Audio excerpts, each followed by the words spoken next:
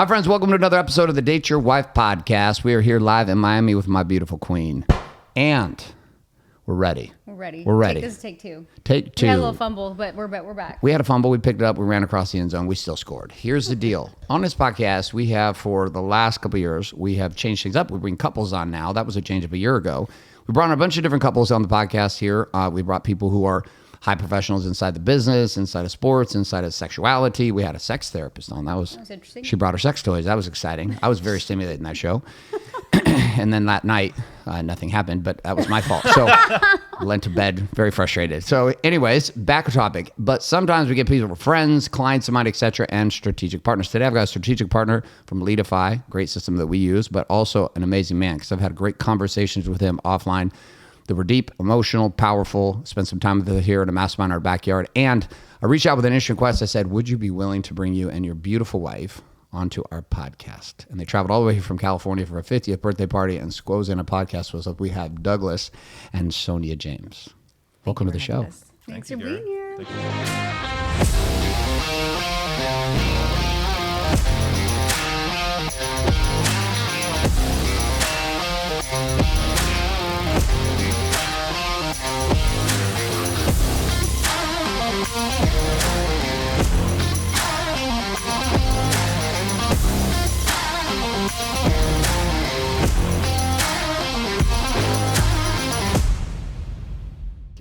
Welcome. So thank you for your business and technology. It's helping us a ton.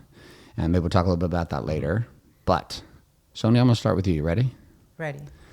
Who saw who first?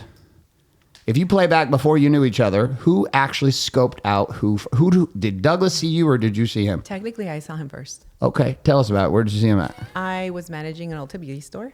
Okay. And he floated in. And when he walked in, all the girls and the guys in the building you have walkies. So they're just like, oh my goodness, Muscles just walked in. And I was like, so honestly, I initially was thinking he came in with a girlfriend or a boyfriend. Yeah, I didn't know. Ulta Beauty, it's Ulta Beauty. He's rolling in solo. He's rolling in solo with his like Louis Vuitton bag. And it was my first or second day on the job, so I was very focused on like training. So I technically saw him first. So did you actually see Muscles or did you just hear it through the He speaker? was wearing like a teeny tiny little like muscle shirt, so the muscles were out. The gun show was out. Yes. Douglas, do you always roll into the Ultra Beauty with muscle shirts on? I mean, there's context there. Okay. I'd like to hear some context. Everybody's wondering right now, like, who is it? I mean, it might be a good way to pick up girls. Obviously, it worked. Yeah, I mean, so there was a Gold's Gym right across the street, okay? And I had just moved to San Diego from Italy. I lived in Naples, Italy for 2 years. I was in the Navy prior for 10 years.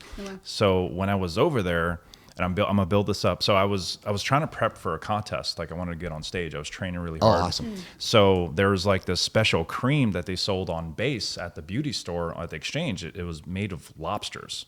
And it's supposed to tighten your skin super hardcore. I was like, cool, let me go find that cream. Now I'm here in San Diego. So I went to Ulta. And right after the gym, I just got out the gym. I was wearing a stringer. And I literally just got the sauna. So I went in there and I was looking for the cream. And I just remember I saw Sonia. I was in a section and she just came up to me asking me for help. But as soon as I saw her, I was like, dang, like, who is this? So you saw Muscles walking across looking for the lobster were sauce. Were you with a girlfriend or I just was by myself. Oh, okay. Yeah, I was by myself. So you saw him first. Yes. You heard him on the radio. What did you think when you saw him? I thought he was very handsome, but I really thought he was there with someone. It was not normal to have a guy walk in by himself. They usually were with a girlfriend. Yeah. So I just thought he was cute, and that's it. Okay, so you see her. She walks up and asks if you need help.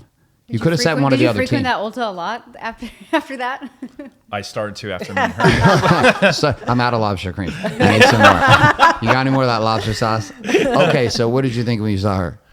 I thought she was gorgeous. Yeah, she was definitely beautiful. We started chit-chatting and talking, and I don't know, what were we even talking about? I remember thinking he might be not into women, so I thought he was gay, honestly, for a second. And I was not nervous coming up, but immediately after I started talking to him, I felt the chemistry, and I like freaked out. I was just like, oh my God. You're like, not gay. I got really nervous. I had to walk away, actually, because I was getting really weird, and I didn't want to be weird around the team. So Yeah. Because the team's all on the walkie-talkies peeking over the shelves. Yeah. checking yes, it out. exactly. You want to She's see you start moving in. blushing. And Yeah. like, Moving in.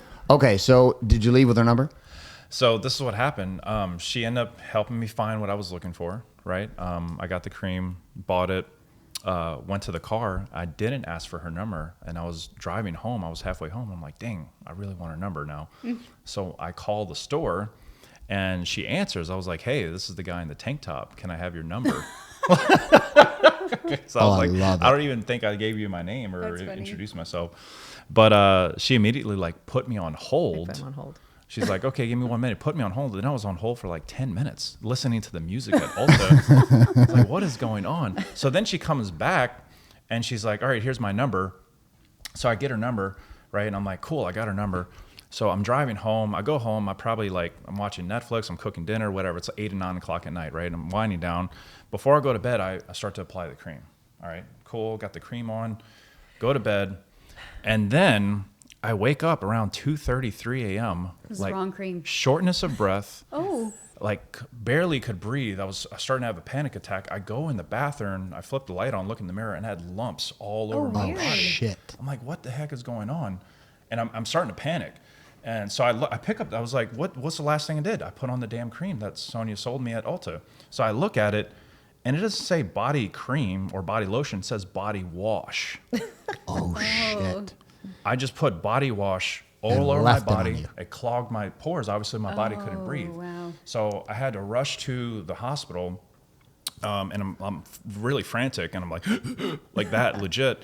And yeah, they give me an IV, Benadryl, kind of all the things, EpiPen, and I pass out. And then I wake up in the hospital 9:30, 10 a.m. the next morning, and they're like, okay, you're good to go, and I feel fine. So I call her up, and I'm like, hey, this is Douglas, the guy in the tank top. You sold me body wash instead of body cream. You almost killed me. You owe me a date.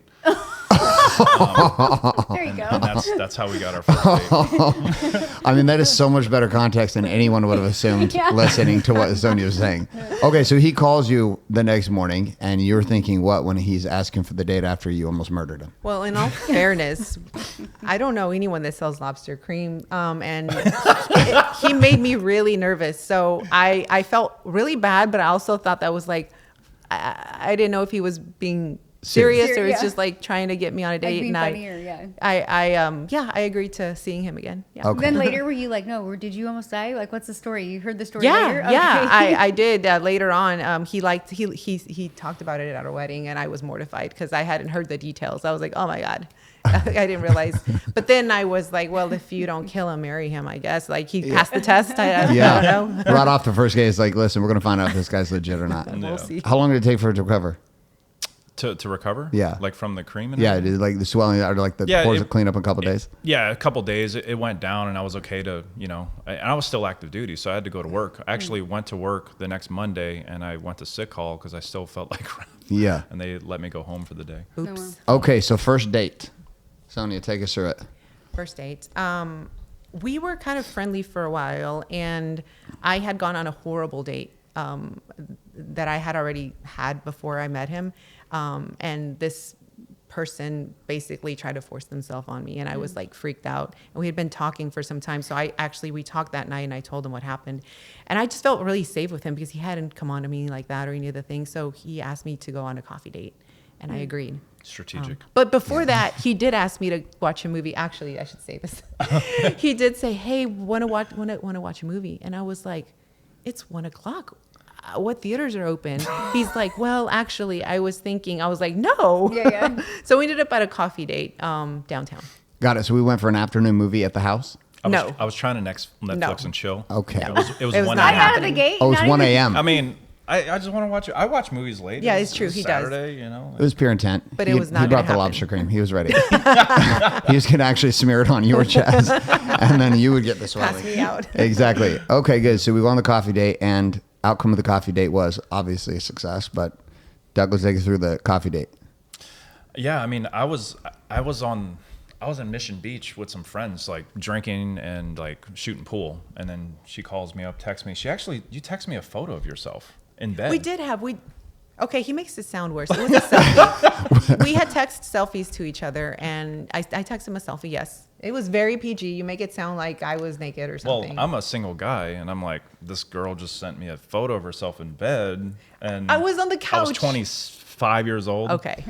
You're thinking remembering You're differently. thinking another one's coming. You're like, that was the That warm just up. goes to show how guys can really misinterpret things. Right. We're like, this is a beautiful Oh my selfie. gosh, He's yeah. like, I can see her cleavage and she's on bed. She wants me right She now. wants everything Well, right now. listen, she assumed he was a gay guy walking into Ulta to get makeup. So we got, without context, we don't know, right? Okay. true. Okay, so these dates continue. When do you guys decide, okay, I think this might be my person? That was a very strong line in the sand for me. We were dating for a little bit back in what 2014. 2014. And then yeah, I mean, I was kind of in between a couple other things going on relationship wise, right? Other girls I was talking to. I had just met her, and I was actually in a relationship kind of when we first started, but not like it was not serious at all. Anyway, I had continued kind of that exploring of these other women after I met Sonia. And I just remember I was dating this girl, I think in November, and we had this falling out during Thanksgiving, and she was smoking weed, and I was in the military, and I was like, I can't be around weed. That kind of blew up, and I just remember thinking, like, man, these girls that I'm hanging around with, they're just not quality, and ever since I met Sonia, she was like super sweet, humbled. She always treated me with respect, even though I was like distant, and I went to work on a Monday morning right after Thanksgiving, and they're like, hey, you're going to the Pacific Islands in Vietnam for 9 months on a boat to build school for kids. And I'm like, that's fucking amazing.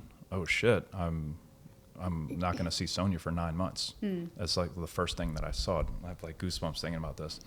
So it was in that moment where I was like, I need to get my shit together, and I think I need to go get Sonia and like tie this down, because I think there's something special there, and I don't want to lose her. So I immediately went to Ulta Beauty, and I remember she was working. Yeah. I remember she was working, and I called her. I was like, hey, come outside. And she got in my car, and I just apologized to her. And I told her that I was really sorry, and I was sorry for being shady and not getting back to her and all the things, And she was really upset with me, because at that time, there was some things that had transpired where, she left her contacts in my house, and I was like basically holding them hostage, not trying to give them back to her. And she had a key to my house, and so I broke in. Yes. I needed those things. So she went in the house and got the contacts, and I was like, hey, you trespassed, blah, blah, blah. I was just being an asshole. And, yeah, and I was just like, I'm going to humble myself. I'm going to be vulnerable, and I'm going to tell her how I feel, and I'm sorry, and I'm, ready to figure out what this looks like next. That's kind of the moment that I came to. Did you know that like he was kind of dating other girls while he was dating you? I can't say I knew, but I suspected. Right. But this is the only reason, one of the reasons why I continued to see him was because we hadn't had that conversation of this is exclusive, this is a relationship. Like, we were really just getting to know each other. So I couldn't hold him to that. Right, because you hadn't had the talk. Yeah. And when he came in and he said this, I honestly was like, you're BSing me. Like, you just want to have something to come back to. So I was very cautious. I was like, Yeah. I don't know about this. We'll see. Yeah, you're like, why should I wait around? kind of thing. Exactly. Yeah. Exactly. Yeah. So did you ask her to be exclusive while you were leaving? I don't think. Essentially. Yeah, I think the conversation we had was like, hey, I'm gonna go on this boat for 9 months. I'm gonna wait for you. Will you wait for me? And if we come back and we're, if we waited for each other, and if that feeling and emotions are still there, then it's meant to be. It's kind of what we left with. So you neither one of you hung out with anybody for 9 months during that time? Did you date while he was No. gone? I'm a very loyal. I'm like so like, so for me it was, if the connection breaks, and if someone comes into my life and I feel like that's where I need to go, then I will 100% let him know, hey, this is just not going to work out. And so that was a big test for me. And that I took that to prayer. I actually had a conversation with God, Lord Father, if this is the man for me, then we will get through the season of separation. And it turned out to be the best season because it forces us to have conversation. I was gonna say I've talked to people that have long distance relationships and they build like the foundation because you learn how to have that communication. Absolutely. You know, Yep. like you actually have to take time out of your day to talk on the phone or whatever. It is very like intentional conversations. Yeah, that's actually, I feel like that's when the relationship actually started. Yeah. Yeah. Well, the minute you started inserting sex frequently and you started living together, you start doing other things that You forget to have conversations. sex kind of twists it for guys, and you don't know. I mean, plenty of guys get stuck in relationships because of sex, and plenty of women even keep men because of sex. And like when it's dating, so we've had a lot of couples on here too where they've actually taken breaks while they were together for like 2 years. Wow. And then come back. Yeah, and then they were together. They're like, no more sex for like a year. We want to see if this is actually like a real thing, which was like super good for them. Yeah. So during this time, you're talking and you're connecting. By the time the end 9 months happens and you're coming back from the boat, what are you feeling about her? I was like in love. I waited for her. There was definitely temptation and opportunity to be transparent, as there always is. But I waited for her, you know, and I missed her. I emailed her, I called her, I texted her every minute that I had a chance to. And whenever we were coming back on the boat, the day we were going to dock, and she was going to be on the dock waiting for me, part of the ceremony on the boat is they bring a florist on board that's waiting on the dock, and they bring the florist on so you can buy, you know, roses and flowers and everything. And I just remember finding the largest bouquet that I could find, which wasn't that massive, right there, you know, but I found the biggest one. I think I bought 2, and I'm like, I'm gonna go get my woman now, you know. And I just remember walking down off the boat, and I see her there, and I'm like, oh my God, what an angel, you know. This is what I've been waiting for, you know. How long did you guys date before you got married? 2018 We got married May 2018, so we dated for 4 years, about 4 Okay. years. Amazing. So when did you get to a point where you were like, let's get married? There's a lot of people not getting married anymore. There's a lot of people getting Absolutely. married, right? A lot of people getting married and divorced and then trying to get remarried. I was just with a guy yesterday, he's on his 4th marriage. I was like, what's going to be different this time? He's like, I don't fucking know, bro. Yeah. I could be totally stupid doing this, but I was like, well, I get it. Yeah. So when did you decide this is it? That was a decision that I think I made. It was her birthday. What year was that? 2017, September 11, 2017. And I had coordinated her family to come into town for her birthday. And at the time I was making a lot of money, and I started to buy clothes. I made friends with the people that ran Armani. And I said, hey, I want to have a party here. It's going to be my wife's birthday. And so they shut it down for 4 hours in the evening. They brought in hors d'oeuvres, champagne. And I had this massive party. I told all of our friends. We probably had 30 or 40 people there at this Armani store. And I remember I woke up that morning of her birthday, right? And we got this massive party. Her brothers are in town. She has 2 brothers and 1 sister who I've become, it's my brothers and sister as well, become very close. I just remember waking up, and I'm like, it's like I was praying to God, and I'm like, and he told me, he's like, this is the day. Like, it's time to man up, you know? And I remember I didn't even get out of bed yet. So immediately when I knew that I had to propose to her, that she was my wife, I called her brother, Sergio, who's her oldest brother. And I said, hey man, I'm going to go buy a ring. I don't know what the ring looks like yet. I don't know where I'm going to get it, but I want you to come with me, you know, just because I felt like I needed support. And what's interesting about Sergio is he actually went off to he was going to become a priest. So he's super strong in his faith. Him and George, her other brother. Actually, George is going down the path of becoming a priest now. Wow. So, yeah, you know, so we went to the store, went to Kay's jeweler.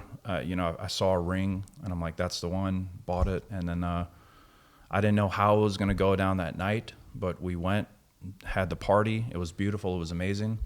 And then did you propose on her birthday?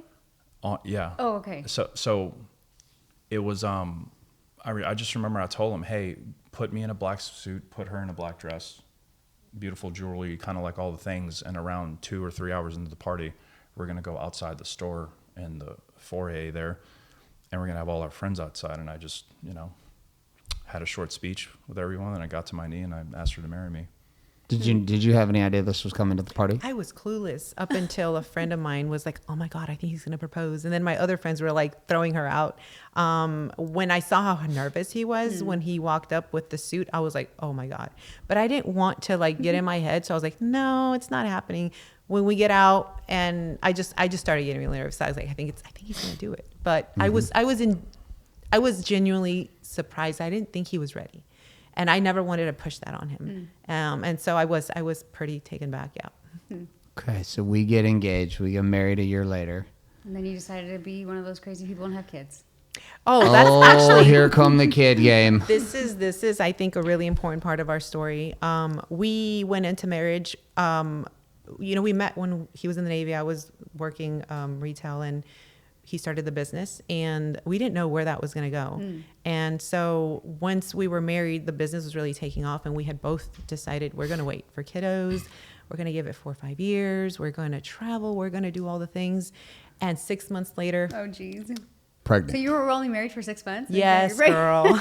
Barely. Yeah, and we were both like freaking out. We were Yeah, like, yeah. "Oh my gosh!" I was like, I mean, I wanted children Yeah. with all my heart, but it Right. was just The so timing soon. felt- Oh yeah. my gosh, I was on the floor freaking out. He was Yeah. like this the whole time.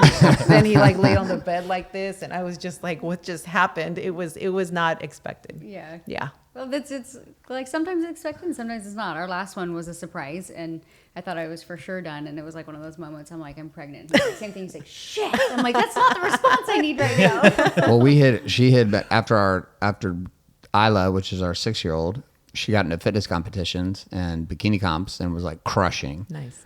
And like just crushing. It was so hot all the time. And we went to Mexico. I know right where she got pregnant. So it was her fault. Yes, I know Well, exactly no, where you got here's the funny pregnant. thing I know exactly where we were. I know what position. I know exactly when it was. Me too. I told my doctor, I was like, it was one time. He goes, we that's know all when it we takes. shoot the game winner. Yeah. We know. It's an guys know. intuitive thing in a man. He's like, that was not it. That one No, I'll was tell you straight what happened. net. He took advantage of me because I was tipsy, and Yeah, it was a moment. So then she goes on stage for her. well, I was she prepping for a show, and I literally was like, I think I feel pregnant. I Oh, mean, goodness. I've been pregnant. I've actually been pregnant 6 times.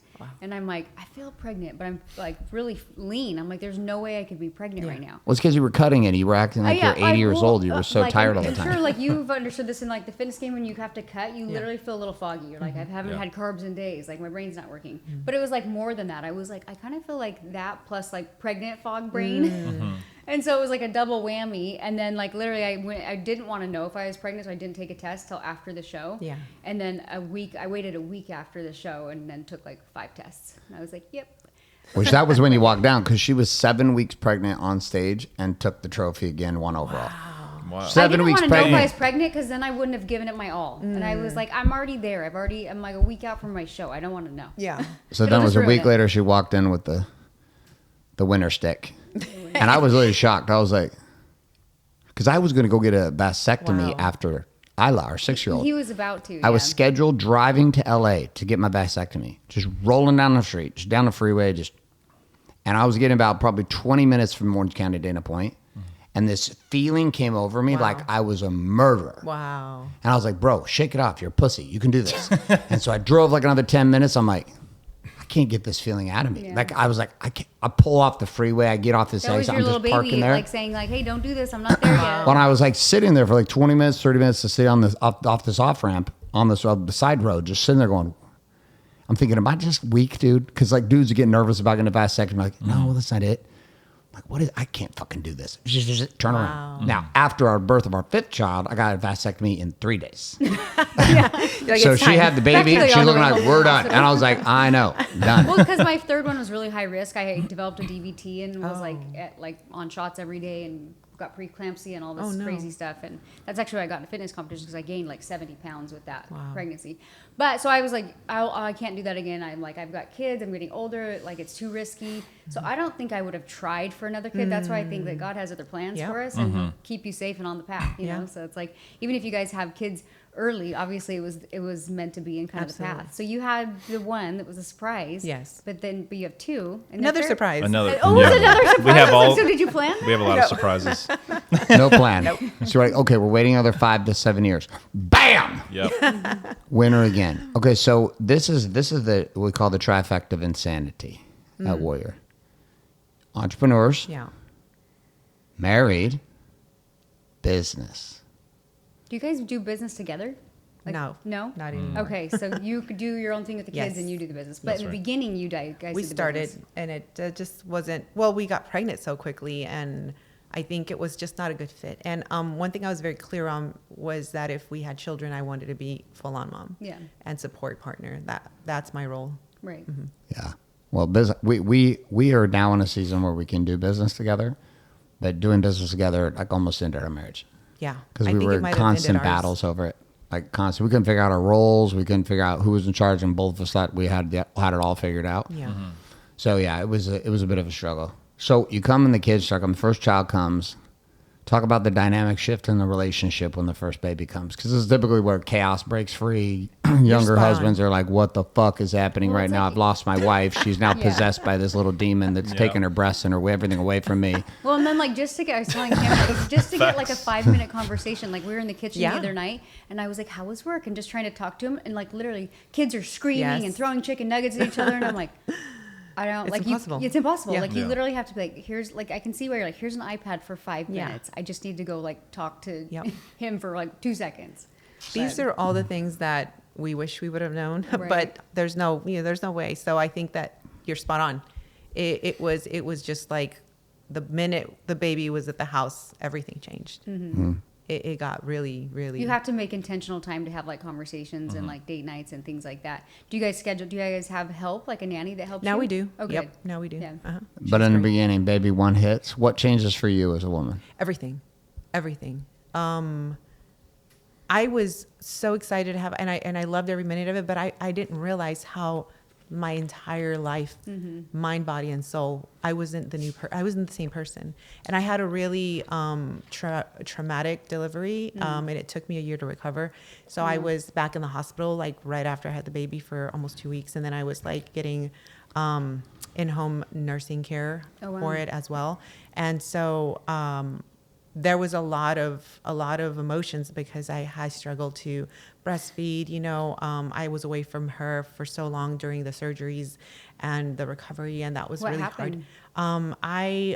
I went 42 weeks Oh, with wow. her, and Oh, it was wow. like the last day that I And could it's your push first it. baby, My too. first baby. How much did she weigh?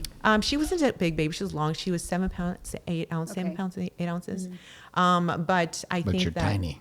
You're a tiny human. My mom warned me about this. Like, don't have And kids with you big married a big dog. yeah. Yeah. So essentially, I wanted natural birth, and then they started intervening, and it just like everything that you read now, like it just like was slippery slope to a cesarean. I didn't have a cesarean, Oh, wow. but I pushed with all my heart, body, and soul because I knew I could have this baby on my own, and I just ripped. Yeah. And then they weren't ready for that, so I got stitched up really fast. I ended up getting like this bad infection. Oh, Yeah. wow. I was the day I brought the baby home, I was sweating. I'm like, this is normal. Yeah, yeah. I was hurting. This is normal. And then he's like, something smells weird. And I was like, I know you did not just say I smell weird. But then he did work in the hospital, so he Yeah. could tell I was a corpsman in the Navy. Yeah. So. Yeah, yeah. So yeah, it was bad. And I just remember when they finally they didn't want to see me. They're like, your vitals are fine, everything's good. I like pushed, and when they saw me, they're like, you need to go into a surgery like immediately. Oh, wow. And then that's when I knew it was bad. So they allowed me to bring the baby to the hospital, thank God. Yeah. And this was a really hard moment. I thought I said goodbye to my daughter because Oh, I no. didn't know how Yeah, bad it it's was. scary. It was horrible. Yeah. Thank God we got through that. And then, just coming home, there was so much trauma from all of that. There was nightmares, there was night terrors, there was just like anxiety Yeah. and stress. And then just like, it was Your body's so and hormones emotional. and everything. It's Yeah. rough. And there was just this like sense of I'd failed her because I wasn't with her for so long, Yeah, 'cause you and were then we recovering. weren't latching, and she was rejecting me, and I just like broke. Yeah. Yeah. And that was hard. That was There's- really hard. I feel like there's so much like mom guilt too when it doesn't go as planned. Yeah. And it's like out of your control. There's like not much you can do. And so have you been able to kind of overcome a little bit of those feelings that you It took a long time because right after we had her, there was COVID. So everything was shut down. And I was just dealing with like the postpartum and the depression, the Yeah. trauma. I didn't know. And actually it took about a year and a half, or almost 2 years for me to realize I'm not okay. Mm-hmm. But, you know, during that time, he didn't know I wasn't okay. I didn't know I wasn't okay. Because it's like women always are like, I'm fine until you're not. Until you're not. Yeah. Yeah. And so I remember the day I came to him and said, hey, Doug, I think I have some trauma. I think I'm not okay. I know you didn't mean to be so like dismissive, but his answer was, but you're fine. You got the surgeries. 'Cause you look great and Yeah. everything, You yeah. recovered. Like, but you're Yeah. fine. Like, you know, we should put that past us. Let's be positive. I don't like negativity. And I remember my world shut down. I was Yeah. like, Yeah. I can't talk about this. This is, I felt really, really weak, like mad at myself. Like, he's right. I should be over this. And that just, You I felt think, something was off. I just thought I was a wuss. I Yeah. thought I was weak, and I fought myself Right. for the feelings. I wouldn't allow myself to feel To share. and be weak, right? Yeah. And I think that it definitely impacted our marriage a lot, because I stopped feeling safe with him. Yeah, I think but for women it's hard too, because we don't want to like burden the husband, and we want to be strong. Yeah. And so like I'm sure the same goes for guys. If we say how we're feeling, then we're weak. Yeah. And I think that kind of goes both ways, and so that's why it's so important in relationships. Like we still struggle with it and working on it. Like he'll be like, because I'll not talk to him and then I like blow up. Yeah. You know? Danielle didn't. I'm just straight with you. So exactly what Douglas went through is when I went through. We weren't prepared. I wasn't fucking prepared. I had no idea. My son was born in first relationship. I was there. She got pregnant a month after we were married. I got cancer. I'm in surgery, wired shut for 6 months. It's fucking chaos. We had no money. My first experience with a child was just chaos. So then when we have our first baby, same thing. I'm fucking running a mortgage banking firm. I'm trying to manage a business while I'm trying to manage her. And without knowing, just like Douglas, like 99% of men who have not been They prepared, distance themselves. we don't understand what's happening. And we also We don't understand what's happening. So then also, like, I didn't know how to receive her pain because I was so focused on running the business and then trying to protect her, but I didn't know. So even when I wasn't trying to, I was dismissing her feelings to the point that it took until Well, we got so disconnected, Yeah. like so for disconnected. 4 years ago was the first time she started emotionally telling me the truth after being together for almost 17 years. Wow. Wow. Because every time she would try to share with me, I didn't know how to listen. And without knowing, I was doing what you just said. It wasn't He safe. would react. So then it doesn't matter how he reacted, he would react. And then I'm like, well, then I can't share him my truth. Like, Absolutely. if I don't it's like, hard enough to go there. Yeah, I'm like, I already be nervous to like tell you how I'm feeling. Like, Yeah. what are you gonna say? And even though you're thinking like, oh, be positive. Like, she obviously didn't like how you reacted, and is like, well, I can't share if he doesn't validate what I'm saying. But I mean, like, that is men and women. Like, Yeah. it's just, and the crazy part is this is where we watch and Wake Up Warrior. This is where all of the chaos starts. Yeah. When the first couple of babies come, and couples don't even know how to communicate about it. Women aren't sure how to share their feelings. Guys don't even understand what the fuck you're going through. We're like, dude, your body looks great. You're done. We did it. Let's go. Let's go back to normal. Yeah. What are you talking about? There's no normal. I mean, I was talking with a couple guys just like 3 or 4 weeks ago who've all had their first children, and all of them were like, dude, I don't even know what's wrong with a woman, dude. I was like, what are you talking about? Dude, she's not even the same woman. Yeah, she's never going to be the same woman. Yeah. So the girl that you dated before she had the baby, Gone. she's dead. yeah. So you got to fall in love with this version because you made her pregnant. Yeah. So like you're part of that equation, which was hard for me to take. I can say that now because I was much better with our last 2 kids. Our first 2 kids, I was fucking non-existent. Well, it was I just don't that- remember shit from yeah, I don't remember getting up with them. It was. I don't remember just- doing anything. I just was like working, and I Well, would say, why "That's we your got job." a do-over, because our first 2, that like we literally we were married for, well, long story short, like after I started feeling disconnected, I was like, I know what will help, another baby. So our second baby, we actually tried, even though we were like super disconnected, because I remember how happy I was with the first Yeah. baby. You know, like you're going through all this stuff with your body, but you're like, my baby's so freaking Yeah. cute. You know, like that gets you up in the morning. Yeah. Absolutely. And so then I like decide, I know it'll fix our marriage. We'll get pregnant again.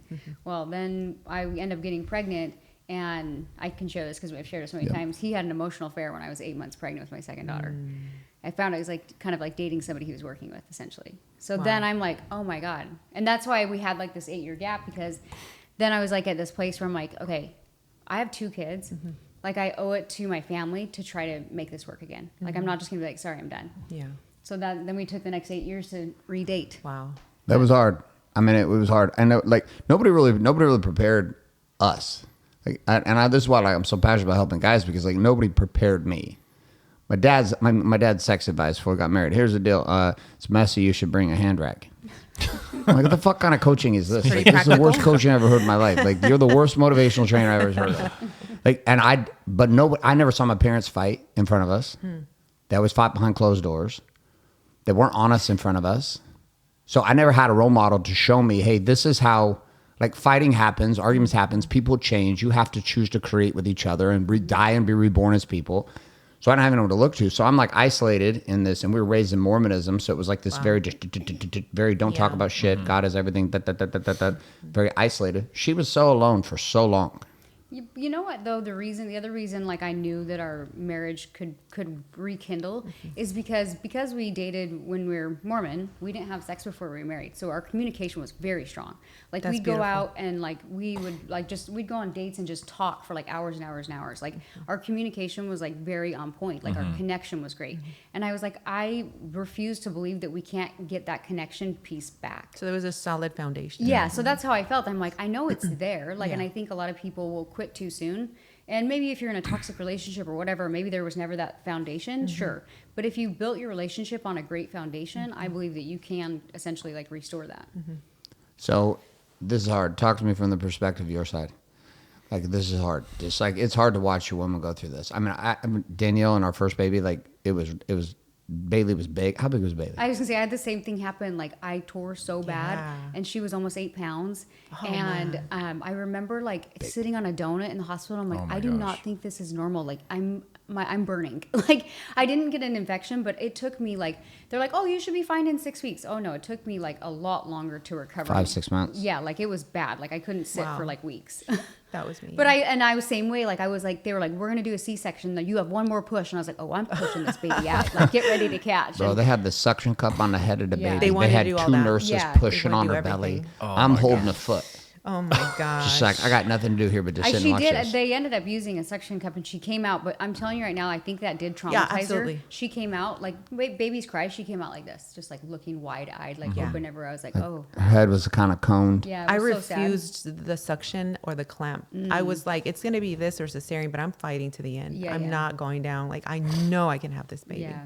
They were on the timeline with her though. Like I remember they saying were like, on a she timeline with panicked. me as well. One last push. I was like, okay. So you got one more try. try. If we don't do this, we got to take this baby out. And I was like, I looked at her and she went to like murder, death, kill mode. Wow. Yeah. And just did the thing. Yeah. And I didn't understand the whole split. It's like an outer body I didn't understand experience. how. Like it makes sense. The only visual I can have is we had to push a pumpkin out of our penis. Oh my God. Like we had to do that. Not a big pumpkin. That's impossible. But it's like like a little pumpkin. I don't think guys are meant to do that. No. I mean, talk about damage, They bro. can't do that. Ooh. Like a microwave. It was like a hot dog in the Doing microwave it at 3 more minutes. than once. Yeah, exactly. Just bad news. Okay, so from your perspective, she's going through this. This is a hard thing as a guy to like hold space. Yeah. Because you got business, plus you have your woman who's like, you can't do anything. You kind of help us. It's like the same thing you find, I'm sure, with your kids when they're sick. You're just like, I can't even do anything for you. Like, and I know we're going to call our concierge doctor and going to say you're just going to have to sleep it off and get better. From your side, looking at this and watching this, what was going on for you? Oh, look who's joined the show. Oh, you so pretty. Her haircut's done. Now she wants attention. Hi, baby. What I'll tell you is I now know that success without presence is failure. Yeah. When she was going through all of that, I was very much, for lack of a better term, kind of checked out. I was there, hey babe, give me a glass of water. Hey babe, can you make food? Hey babe, can you like I was there supporting her as much as I could, but I was also scaling my business, and I've never scaled a business either. I had never been in the business world at that level, and the longer I spent in the business world, more traveling, more networking, more connections, meeting more people, and of course more money, more opportunity, right? So I just remember there's this quote in the Bible from Matthew that says, what if, for a man to gain everything in the world and to lose his soul, what's the point? Yeah. Right. And I just remember reading that quote, reading that Bible verse, and I'm like, damn, man, that's kind of where I'm at. Like I have this amazing business, but my wife's at home abandoned, and I'm traveling, doing all the things, and I'm really taking the time to understand where she's at in this process or what's going on with her. and I still have, today, there's still things that I wish I could have been there for her in those times and been more understanding, but, not that is excuse, but to my defense, I've just never been a father before. I've never been a husband, and but at the same time, when shit hits the fan in business and when we have problems in business, I seem to be very resourceful. I know how to solve problems, hire the right help, spend money to fix problems. Right. And for whatever reason with my marriage, I just, You want to fix it. I wasn't as resourceful. I'd be like, you're good now. We're good now. Like, go forward. Let's get beyond this. Let's rise above it. And it's just not the same thing. So I just realized that if the foundation's cracked, nothing can really prosper. I think it's hard for women, at least for me. It's hard to admit that I am like hurting me or something's wrong. Do you know what I mean? It's not even about like, oh, I shouldn't. It's like you feel like you're weak in a way. But the problem is then that like almost like holds you hostage. You're like, I am like, I've got to share this. Like otherwise he's going to wonder why I'm reacting a certain way or whatever. Has that been something that you guys have had to work on with communication since having kids? Just like being more open with how you're feeling? I think it's just so hard when you said like you're building a business and you're like, I want to be the support role. And for women, like, we want to be the support role, so we're like, how much is too much that we share? Yeah. I think that this is where I would say your childhood traumas and the way you were brought up really come out, and you don't understand that when you're dating and it's when things get hard. So I think that for both of us, a lot of that stuff was getting in the way of connection, where we would activate each other's wounds. And so I think that's something that we're far from healing from in a lot of ways. But I think that we should have certainly had help along the way in the form of a therapist. But I think even more importantly, when we got married, I'm Catholic, and we did get married through the Catholic Church. And outside of the religious piece, one of the regrets I have is not sticking to, we need to have faith as our foundation. So we did have that when we were dating, engaged, married, but when the babies came, the business came, and then COVID happened, everything shut down and we got away from that. And when I tried to come back to like, hey, let's pray together, Bible study, let's, go to church, all the things, he was just like, I don't have time for that. And I was fighting him, like forcing him almost to like do the thing. And finally I let it go. I said, I can't force him to do this. This is I just have to do me. But with time, I started to adapt to kind of the rhythm of his life of Sundays are the only days I have off. Let's go do things with the baby. And I found myself disconnected from my faith. And in all transparency, that to me in our season of hardship was a revelation that we were both so unaligned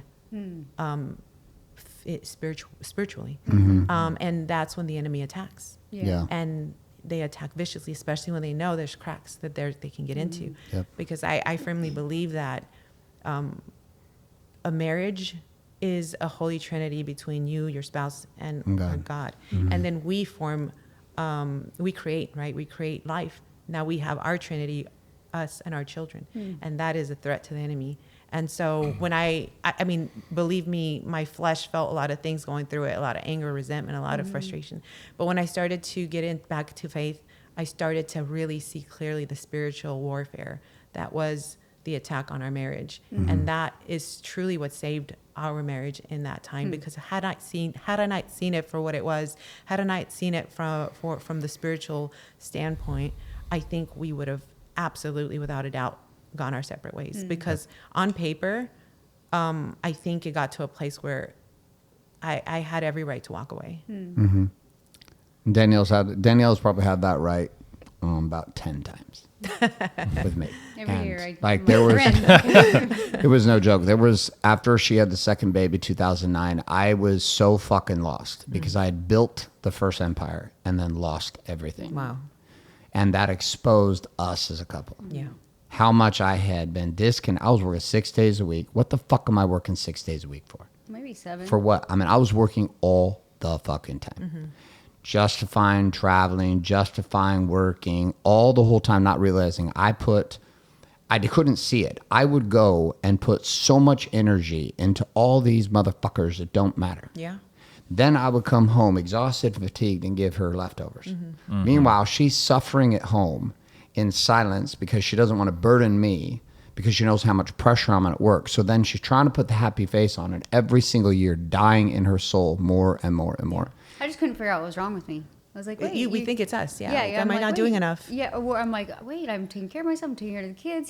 He's doing the traditional role. I Right. want to be supportive. And then you're like, what is wrong? Mm-hmm. And you realize, like you said, like that foundation. And Yeah. and There was weeks, I remember sitting there, I was calculating a number of years back. I'm sitting there thinking back over the last like 3 weeks with Danielle, and I'm like, I think I'm actually spending less than 5 hours a week with my wife. Wow. I leave early in the morning, go to the gym, go to the office, work all day, come home at 7:30. She's there, we focus on the kids, put the kids to bed. I feel like you were and then like scared to come home to me. there was a piece, I'm not going to lie to you, because like things had changed so much for Well, us, like I particularly. was like, he'd rather be working because that fulfills him than come home with me and feel this awkward see that. tension. Yeah. And I'm like, I know you don't need to be at the office till 8 p.m. You're choosing that. I know you can get the same outcome if you prioritize our family and our kids and these things. And so I just got to this like snapping point where I was just like, I'm not going to tolerate this. Yeah. But that didn't come, that snapping point didn't come for a while. Like, Yeah. it was like 15 years Wow. until the snapping point happened. Well, I've always fought for time because I realized I'm like, I appreciate how hard he works, and I know as an entrepreneur it's hard to turn your brain off. Yeah. But you have to set boundaries. Like you have to make time for your family and your loved ones, or don't be surprised that you become resentful and you can't feel that connection. Yeah. I can always tell like when it's like now I notice it like weekly. I'll be like, oh, hey babe, like can you skip your haircut? Because like we haven't talked in like 2 days because the kids have been crazy. Yeah. You know, and I'll notice it like 2 days in versus like I used to go like months. Wow. Oh, that's a real deal for today because like we went to Mexico for a week, but like when we're not in quality present When it's connection, family trip, it's different than a couple's trip. So it's, we just notice the difference. So normally in the past, I would like always put her after the schedule. No, I can't because I got this meeting. I remember one day she looks at me, she's like, you are the entrepreneur. You create the fucking schedule. You don't work for someone. What are you talking about? Yeah. You could fuck the whole schedule and do whatever you want. Yeah. I was like, that's right. But you were the one that taught me that because when we lost everything, I started to build my hair business, and I was working like these crazy long hours, and I had 2 kids and have all this mom guilt and everything. And he's like, "Don't you make your own schedule?" And I was like, "Yeah, but I can't because I have all these clients." He's like, "Why don't you raise your prices?" And I was like, "Wait, okay." So I, in a way, like you were the one that encouraged me to do that. And so I literally like took back I was working like so much. I condensed my schedule, tripled my income. And I was like, wow, like, so I knew it was a possibility, you know, it's like we run on these stories and I was like, that's not, how do I fix this? You know, I was like, I really do feel there's seasons where, you know, you have to do what's required, Right. you know, Yeah, in business for for sure. sure. And there's a lot of sacrifice that has to be made. Right. And so when I was building my business, even actually now, I've gone through ups and downs, just like in the crypto and stock markets, there's green and red candles, right? Things don't go up forever, you know, and I've gone down, and I have times where, everything's automated, the team's great, I can step away, and then me and Sonia are really great, and then shit hits the fan, I have to step back in, and sometimes you don't know if that's going to be for a day, right. or for a month, or 6 months, or a year, right? So I do feel like at this point I've gotten a lot better, at least me, and to at least put in my calendar, hey, I'm blocking out this time to go see the kids, blocking out this time to spend time with her. What we're working on now is having, you know, more meetings, more communication, and, you know, therapy is an ongoing thing for us as well. But if you don't schedule it, if it's not on the calendar, Yeah. it's not going to happen. I think And too, it can be like small intentional actions. Like for Garrett, because he's so busy, he'll take the kids to school a lot for me, and I'm like, hey, I can do that. And he's like, no, I want to, because there's some days he works till like they're ready to go to bed. Yeah. But he's like, hey, at least I got to spend 20 minutes with them, driving them to, you know. So I agree with you. Like, there's always going to be like seasons, but you can always find like little tiny moments, you know, where you can carve out, even if it's like a 20-minute drive or a quick lunch or something. Yeah. Danielle, you said something really key that I'd love to touch on. You mentioned we lost everything. And that's a scary thing. Nobody wants to lose everything. Right. We got to that place. Oh wow. We were losing everything. And before it happened, I knew it was going to happen because I was really connected to my faith. She knew it was going to happen a year Yeah. before it happened. And I warned him about it. And I didn't, it wasn't like threat. It was like, Doug, This you're going to is- lose everything to gain everything. Because I knew that there needed to be a stripping because we were so lost. You know, there was so much misalignment. And that was that. I think that period where we're just getting out of, as hard as it was the biggest blessing, because it needed to happen. And I braced myself, like, what is this going to mean for me and the kids? What is it going to mean for our marriage? But I knew it had to happen, because without that, I don't think he would have been able to see things for what they were. And I just feel like that's where you really, when you're suffering and you're hitting rock bottom and you are struggling, there's a fork in the road. You could keep going down that direction, or you can like say, hey, God, you know, help me out here. And you really start to turn things around. And I'm grateful that he had that moment, as much as it was, you know, it was not ideal. But did you guys go through a process of losing everything and rebuilding then? Essentially. Yeah. You know, in a sense, I mean, not completely. Not fully, yeah. Yeah. But I mean, I think faith in God has been like the biggest thing that between us that has turned everything around. You know, it was about a year and a half ago, we were really going through it. I actually had to step away from the home. I had to move out for a short period of time because we just weren't in alignment. Business was pretty tough. I had mixed up with my previous coaching consulting company. I had some bad partners, and, you know, deals went south. Businesses go bad sometimes. Fortunately, did make a lot of money. But, you know, through that time, I had to really, you know, humble myself and suffer, you know, and fight, you know, for my marriage. And when I realized, and I dove deep in my faith, and I just remember, you know, if you can't lead your family, you know, how are you supposed to lead God's church, right? Like, that's the ultimate thing. And I really had to dig deep and figure out is what's important to me. You know, what's my relationship with God? What kind of family, or what do I want my kids to think of me when I'm gone? You know, what do they think of me now? I had like a diminished relationship with them, you know, because of all the travel and the business and everything. So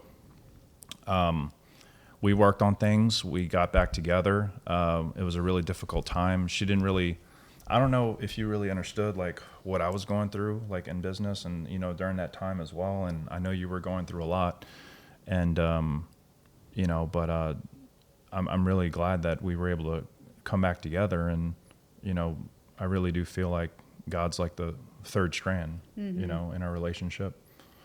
And, it's just been freaking tough. Marriage is the hardest thing that I've ever had to experience. I've worked with some very difficult people in business and overcame it, but this is like the toughest thing, and it's still something that we're going through right now. Well, here's something on that I'd like to share. I know that there are people out there who might say, oh my gosh, why should I get married? It's the hardest thing. Like, it's going to break me. Yeah. Right. But one of the conversations we had along the way, and I'll share this, he looked at me one day and said, Sonia, I just don't think you can make me happy. And I think that if I would have heard that, the younger me, I would have been like so upset, so angry, so hurt. But I remember the Holy Spirit must have taken over. And I said, Douglas, I'm not here to make you happy. I'm here to make you holy. I'm here to find purpose, joy, So good. salvation. I said, you could go find happiness in any corner Right. out in the streets, but I'm telling you, it's not going to last. That I'm not here to offer you that. If that's not what you want, I'm not the one. So you do need to go, because I'm here to find salvation for my children, for myself. And I expect to see you at the gates of heaven with my daughters, and they expect to see you. But if you can't do that, then I understand. Wow. And so I think that people really need to understand, yes, it's hard, but it is, all good things are hard. Most good things are hard. Yeah, business is hard. And it makes you, it sanctifies you if you let it, right? Because you're going to fall, things are going to be exposed. It's going to strip you down to your bones. Right. But what else do you want out of this life? You want to live an easy life? You want to live a fluffy life? You want to live a, you know, or do you really want to get in and feel the feels and make something, build something that's worth, you know, something, and then find salvation at the end of it, for those of us who believe in that, right? And so that's what I think that's what kept me in the marriage when I could walk away. And then the other thing that I had a conversation with one of my brothers, again, and they're very faithful people. before we got married, this is why I got married. He said, you know, things are getting hard, and you're going to be maybe moments where you can walk away, and rightfully so, right? Where you might even say, I want a new man. And we had this conversation. It was so beautiful. He said, Sonia, when you get to that place, don't pray for a new man. Pray for your man to be made new. Because if you believe that Jesus raised from the dead, that he walked on water, that he can raise people from the dead, heal the sick, then you've got to believe that he can make your man new again. And so when I was like, I don't know about this, I had to hang on to that because I knew that if Doug found himself back at faith, that God can make him new again and that I could love again in a way, you know, that was healing, that was real. And that was so powerful. And I really want couples out there to hear that, and that we're brought together and broken families, broken homes, broken, you know, it's not the worst thing in the world, but it certainly isn't great. But I will say though, if you choose to stay, you choose to go. I also learned in that season that it wasn't about the marriages. It wasn't about Doug. It wasn't about the kids. Because if I stayed and the condition of my heart wasn't good, then I wasn't going to find salvation there. But if I left and the condition of my heart wasn't good, I was going to find salvation there. So I had to really get right with myself and with my God before anything else, because it didn't matter. The marriage was secondary. And I've had to work really hard on, like, Sonia, my heart, my faith, the forgiveness, you know, the letting go, the healing from the traumas, all the things. And I'm still working on that. But that's my cross. And instead of like wishing I could throw my cross, I'm holding it, I'm loving it. And I'm saying, this is what's going to sanctify me, because I'm suffering, but I'm suffering with a little glimpse of what Jesus suffered. And that's a gift. Yeah. And that's, I think, what's kept us together. Yeah, that's beautiful. So I'll say this. Of all the shows we've ever done, I know, I was like, this is good. I've never had a show where we sat in where so much spirit was here. So I want to acknowledge both of you as a man who sits deep in this with God. And I sit in deep pain with men every day, couples. Like, you're in a place of work that is going to create Eden on earth.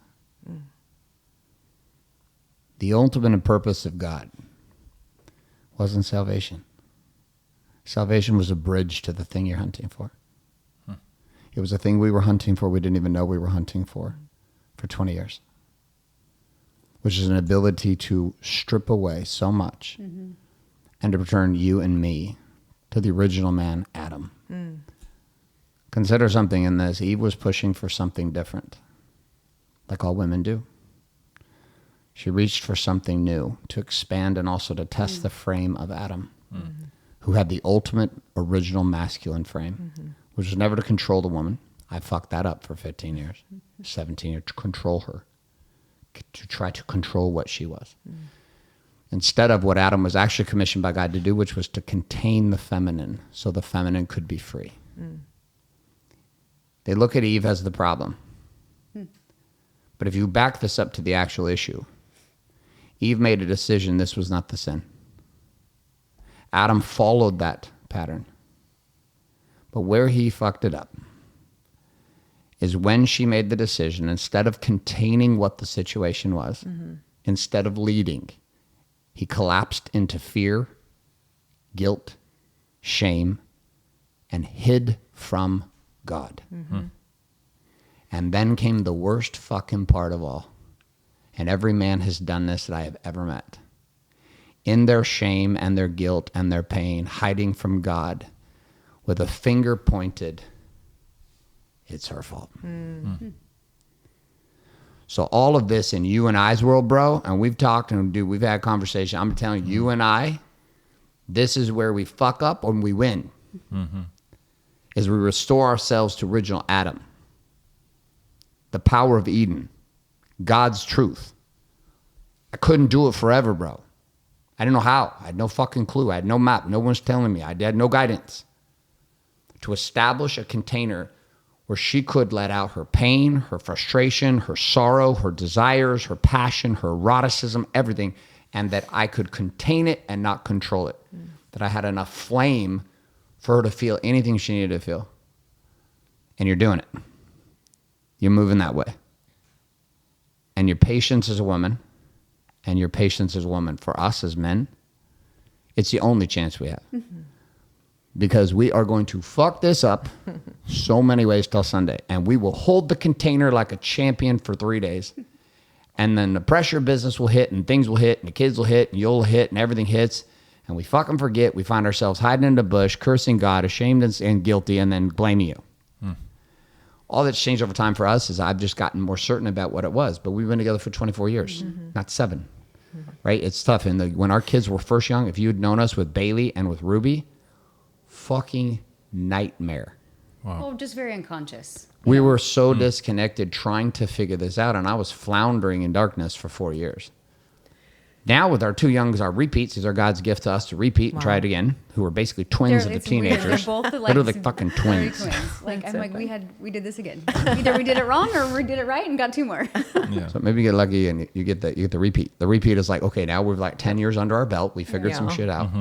But seriously, and also like the process you 2 are going through right now, I can feel it. It's intense. We've had people on this show that are just plastic as shit. Yeah, but also too, They're good people. I felt Plastic. like what you were sharing was like the spirit pouring through you. Yeah, it like, was as a 100%. vessel. Like it was very, very good. And I loved how the point you even said, like, I'm not here to make you happy. Because I think a lot of women, they think their whole responsibility is like, I have to serve and make my husband happy. And they get lost in that role. And I believe our actual role is to help our husband rise, right? Because he's the leader of the family in a sense.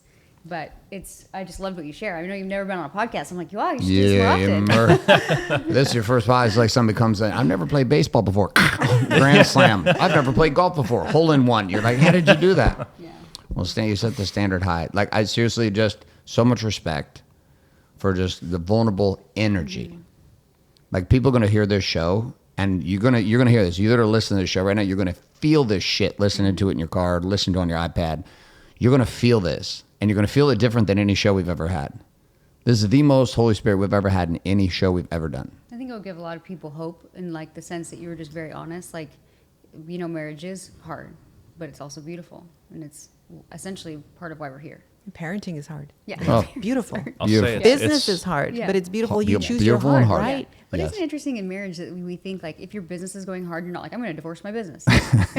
Yeah. Right? If we kind of went into if your kids are being Sometimes shitheads, you're like, you want to divorce I'm not the going to business. divorce my kids. I mean, you kind of want to some Yeah. days, but it's not an option. So Yeah. then we kind of go into marriage. Well, it's an option. Yeah. You know, and if Yeah, I want to share that I'm not new to speaking or podcasts at all. Yeah. But this conversation was definitely the most uncomfortable one that I have because we are going through it Yeah. still, you know, and I think we're probably always going to go through it. Yes. You told me I'm going to go through it for the rest of my life, actually. But I think conversations like this are really important because I do feel closer to her, and now I understand way more understanding of what happened and my mind frame back then and what she went through, right? And holding that container, like you said, is so important. So if it wasn't for me completely surrendering my life to God and giving up the life of success what I thought was success of the version I was for what God actually has planned for me, we wouldn't be here right now. Yeah. We would probably be divorced. right. Right. So I owe it everything to him. And I do thank you, babe, you know, for your patience, because I know it hasn't been easy, but I think that we are meant and destined to build and do incredible things, you know, and this is great. I think the story is going to go out on you guys' platform. It's going to touch someone, and I really hope it does. I promise you, this will touch more people than almost any show I've ever done. And thank you for being like uncomfortable and vulnerable. Like, Yeah. I think that's like what you want out of a podcast, because that's when you can like help other people and they can listen to it and they're like, wow, they're feeling that way and they're sharing it, and it gives them hope. Thank you for that. You know, I think this is very vulnerable, right? And I think when I was going through it, I couldn't even talk about it. I would just fall to Yeah. pieces. Yeah. But as I grow stronger in my faith, and the conversations I've had with some of my friends, they're like, oh my gosh, I didn't know that this could happen. Like the things that I've been through. And then I realized when he said we're coming on a podcast, I was like, oh, podcast. I've never done one. But Yeah. I remember thinking it is a responsibility when you have those experiences to share. because we're called to be disciples. And that gave me so much courage to come on and also just really, I prayed before we got here because I don't want to just like hide in the shame and hide in the pain and the brokenness. If I can help someone, like that is a responsibility, and it is an honor and it is a blessing.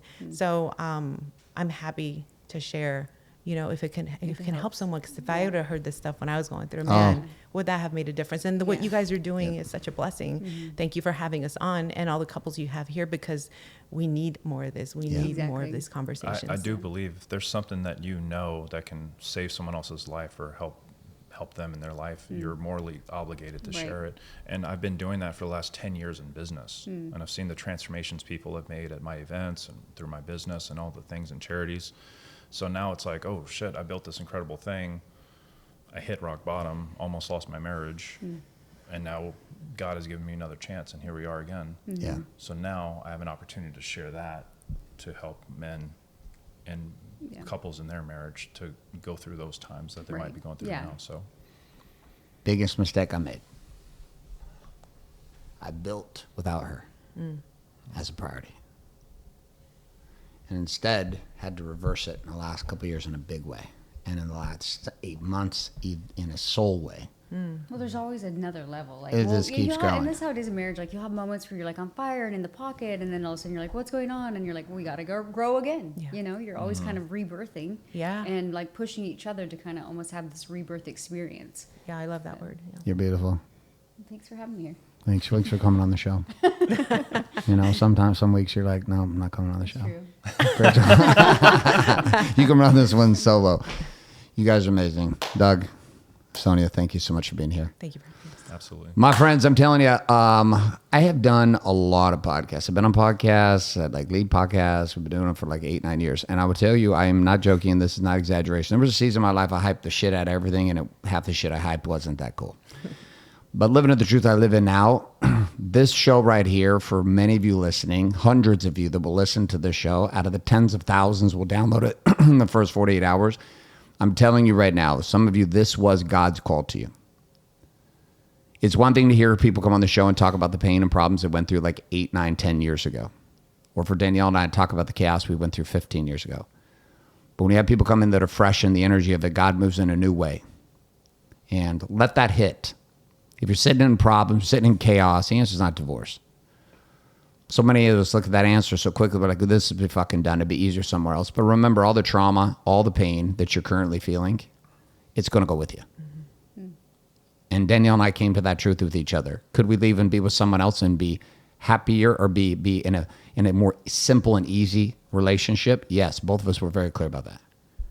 But then both of us came to recognize that there's no guarantee that we would be more holy or happy by doing it. And once we saw that, it was a decision to say, we're going to work this out. So if you're there, we hope this show helps. And on top of that, we here at Wake Up Warrior, for the past 13 years, have been guiding men to reestablish this frame of Eden. And this power inside the tools and weapons of Wake Up Warrior and the Warrior tools, these have been improved by over 70,000 men. So if you're sitting there alone, or you're isolated, or you have a man that's isolated and needs some guidance, we're a tribe, a brotherhood, a global group of men who know how to make this game work. And it's irrefutable at this point. Start with warriorbook.com. Go check out the free book, Warrior Book. We'll send that out to you for free. Check it out. We'd love to have that. And also on top of this, when you get value from this show, share it. We won't charge you for this show. We do it all every single week. Put the crews together for it. Share it. If you got value from it, share it with somebody else. How more people find out about it. And you never know the couple that you're going to share this show with that's on the brink of blowing everything up. And all they needed to hear was Doug and Sonia today. So you two, thank you so much for being here. Thank you. You're amazing. You're beautiful. You're beautiful. And my friends, that brings us to a close to another episode of the Date Your Wife podcast.